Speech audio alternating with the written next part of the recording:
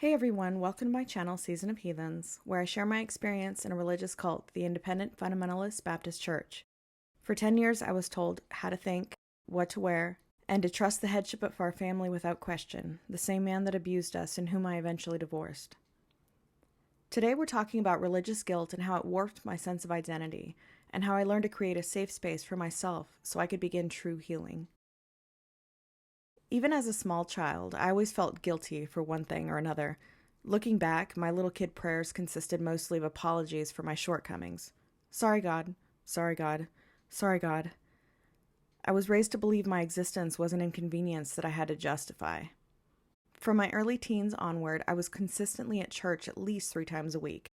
I joined the Christian club at my high school, listened to Newsboys and Avalon on my CD player, and browsed my best friend's Brio magazines.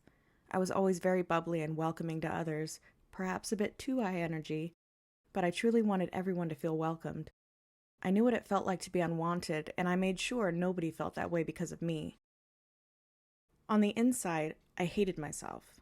While I understand now that I'm neurodivergent, it wasn't a thing back then. Society considered it to be disobedience, and most of us had the devil beat out of us, but it only taught us to hide it better. I frustrated my parents, embarrassed my peers, and consistently disappointed myself. I didn't really belong anywhere. It wasn't any better at church, where cliques and social standings set me apart from most, not to mention being told from the pulpit how I wasn't good enough for God. When I was 16, it became too much and I began to self-harm. I dreamed constantly of apocalyptic scenarios where the world was ending and I was surrounded by lava, floods, and utter chaos, trying to find my family and prolong the inevitable and painful death that was sure to come. I had missed the rapture because I was a dirty sinner, and now I had to watch the world burn and my family suffer. The nightmares were relentless and lasted well into my 30s. A common topic among cult survivors is their loss of identity and leaving the community they love so much for the sake of self-preservation. It's a large part of why it's so hard to leave, and some never do for fear of the unknown. You assimilated and became this watered-down version of yourself within the church's parameters that supposedly God can now accept. We often said, "Less of me and more of thee, Lord." For some, like my ex-husband, it became a point of pride how godly and holy they were. All my life, I was an outsider. I church-hopped and even went Catholic for a while in an effort to find my tribe. When I was targeted by my ex-husband, Nard, I thought I was finally accepted. I had found my people and meaning for my life. I finally had the promise of heaven and could escape those horrific dreams and intrusive thoughts. Of course, that never happened. The more I repressed myself to keep securing that need for acceptance, the more tumultuous I became on the inside and the more I hated myself. In turn, I tried harder to fit in and kept failing even harder. The cycle continued until my mind and body simply gave out. After dealing with the fallout from divorcing my abuser, I was simply done. How could one person be hated this much? Was I really so awful?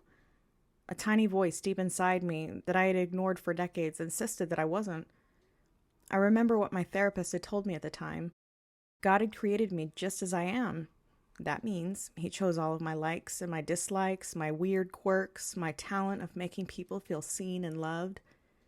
If He created me this way, then why were dozens of people who knew the real me and loved me before I chose divorce now saying I was evil? It just didn't make sense to me. I finally got fed up. This isn't to say that suddenly I loved myself and found my voice. I'm still a work in progress. But I knew my own heart and my intentions, and leaving my abuser didn't justify the vitriol I received. For my own sanity, I stopped going to church. Not all at once, but a slow pulling away until I just didn't go anymore. I learned how to use the block button and accepted that if someone wasn't with me, they were against me. I generally don't like to approach things so black and white, and I like to give people the benefit of the doubt, but it was necessary for my mental health. I began to allow myself to be human and make mistakes. Honestly, it felt good to have power over my life again instead of giving it to another fallible human being in the form of a pastor, husband, or other male authority. I started acknowledging my intelligence and my capabilities as a person and eventually found that I am enough. I am more than enough.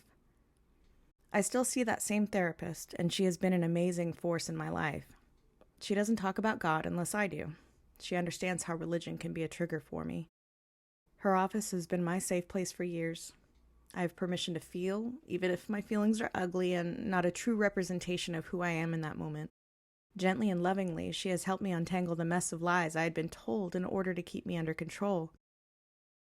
She is one of the few people in my life who I feel truly show God's love. I always tell people I'm very protective of my peace. I've worked hard to make my home a welcoming and warm place for my children and myself. I sold, gave away, and trashed so many reminders of my old life, and slowly began to rebuild the home and fill it with things that reflected our true selves. I look forward to thrifting with my sister every month to see what hidden gems I can find for my home. I'm all about things that spark joy. My home may not be magazine pretty, but it's cozy and peaceful, and it's a true reflection of me. In the same respect, I worked hard to protect my inner peace. I was able to find a job that pays just enough for bills and allows me more time with my family, more time at home, in my happy place, watching Bob's Burgers or Encanto in my pajamas with my kids while we're all laughing like hyenas. I set aside time for myself and time with my family. I say no when I don't want to do something or if I simply don't have the energy at that moment. This means I don't have a lot of friends, but the ones I do, I treasure. We mutually respect one another. It took a very long time for me to reach this point, and I still feel like I have miles to go. Like anything good in life, you have to work on it. After being told all my life to put others first and myself last, and seeing that it did nothing for me, I'm putting myself first now. Yes, even before my kids. I can't pour from an empty cup. My children deserve more than drops here and there. I can say with confidence that, as a family, we are better for it. I feel sad when I remember that little girl I used to be, full of sunshine and love, being told that she would be more digestible to others if she burned less brightly and in a different way than is natural for her. When I remember the single mom full of anger and self-hatred, trying to prove to the world that she is worth loving. When I remember locking myself in the closet the day Nard put his hands on me, fearing for my life.